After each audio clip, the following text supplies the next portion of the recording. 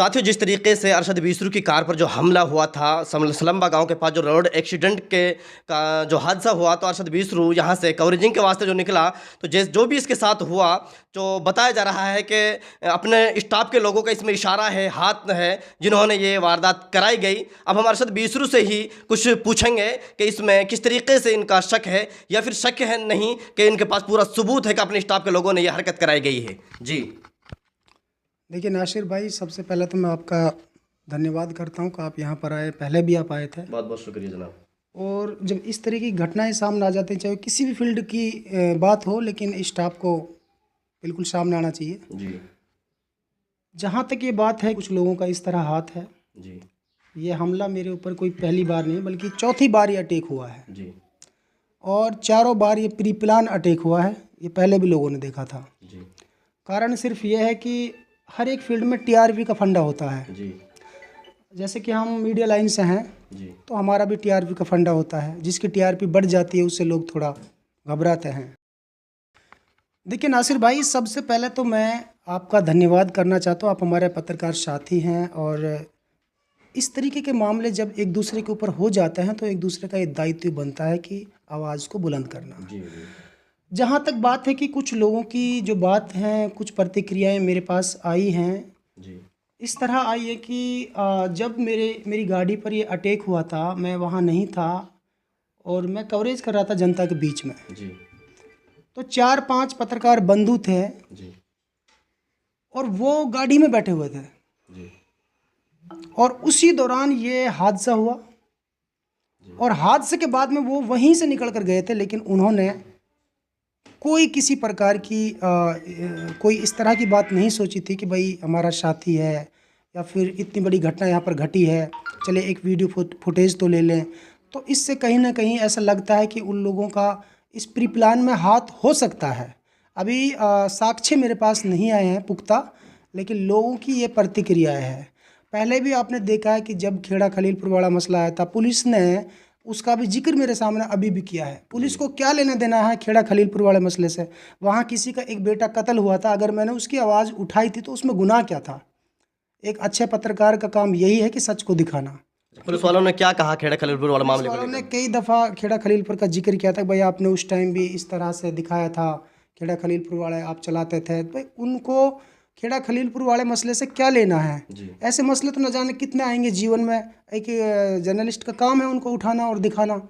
वहाँ पर भी लोगों ने आरोप लगाया था पुलिस पर, तो लेकिन हमने तो आरोप नहीं लगाया था। हमने तो ये कहा था कि भाई हम इस बात की पुष्टि नहीं करते हैं कि पुलिस ने गोली मारी है या नहीं मारी है। जी, हम ग्राउंड रिपोर्ट जा करके लेंगे लोगों से, वहाँ तफसील से आपको दिखाएंगे कि क्या सच्चाई है।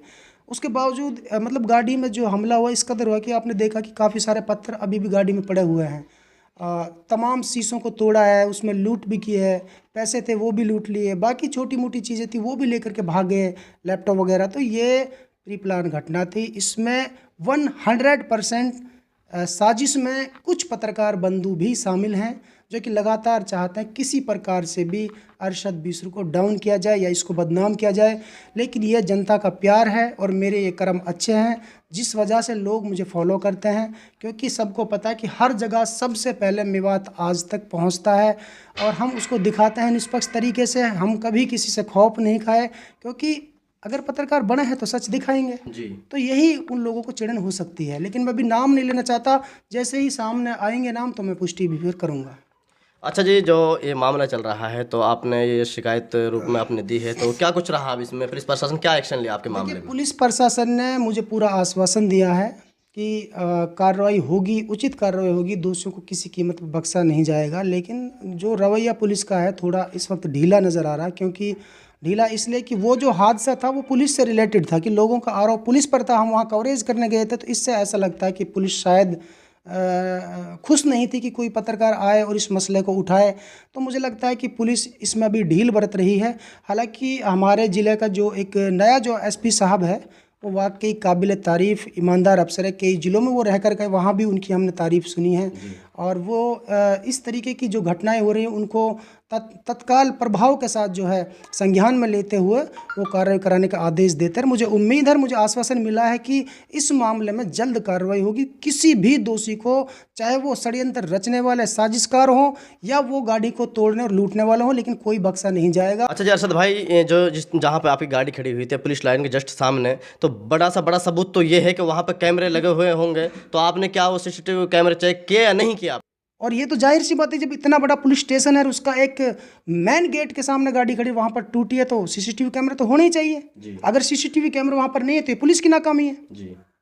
फिर कैसे अपराध रुकेगा? ये अगर पुलिस चाहे तो ये 2 मिनट के अंदर ये अपराधी पकड़े जा सकते हैं, क्योंकि वहाँ पर कैमरे लगे हुए हैं ऑलरेडी और वहाँ पर वीडियोस बनी हुई है। अगर पुलिस चाहे तो उसको निकाल कर हर एक बंदे को पहचान सकती है। देखिए, ये एक पत्रकार पर हमला है, न केवल अरशद बीसरू पर यह हमला है या उसकी गाड़ी पर हमला है, बल्कि ये 10 लाख परिवारों की आस्था के ऊपर हमला हुआ है। इनको हर कीमत कार्रवाई करनी पड़ेगी, चाहे ढील कितनी भी बरत लें, लेकिन 100% मैं इस बात को दावे से कह सकता हूँ कि मुझे अपनी अदालत पर भरोसा है कि पुलिस को उचित कार्रवाई करनी ही पड़ेगी। और दोषी कोई भी हो, मैं उनको चैलेंज कर रहा हूँ, उनको मैं छोड़ नहीं सकता किसी कीमत पर। उनको मैं जेल दिखाकर ही रहूँगा, चाहे समय लग सकता है, लेकिन वो बच नहीं सकता।